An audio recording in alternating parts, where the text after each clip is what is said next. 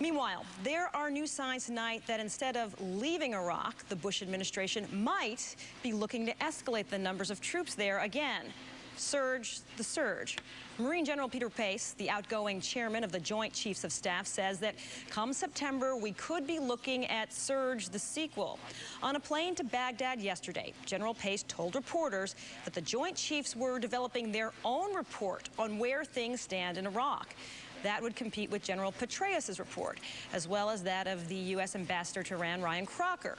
General Pace said they were looking at scenarios that included a second escalation of U.S. forces if, he said, President Bush thought it might help the U.S. and Iraqis reach their goals more quickly. For the record, General Pace thinks that the first surge is just beginning to work.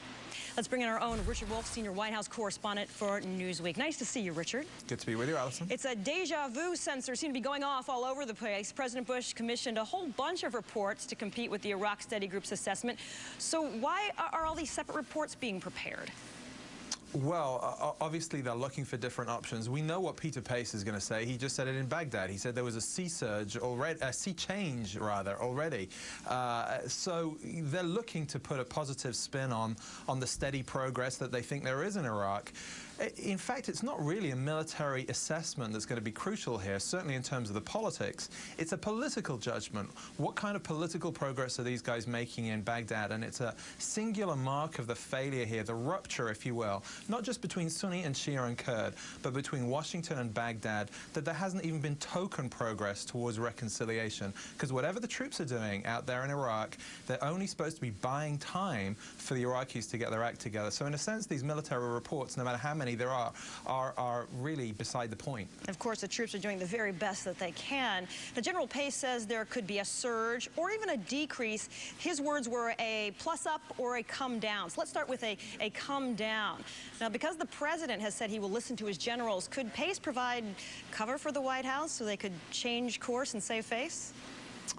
Well, he's certainly providing a sort of political cover, and so is General Petraeus in terms of how the rotations have to play out and troops coming home. I fully expect, and have for several months, for the White House to say, we're going to bring lots of troops home, but they have to because of the way the rotations are structured. You could see several thousand troops come home and still maintain a sort of surge strategy, a surge light, if you will.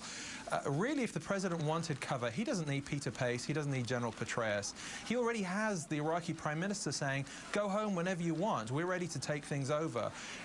In a sense, the president doesn't need any more cover than he could give himself. He could change this today if he wanted to, but he doesn't.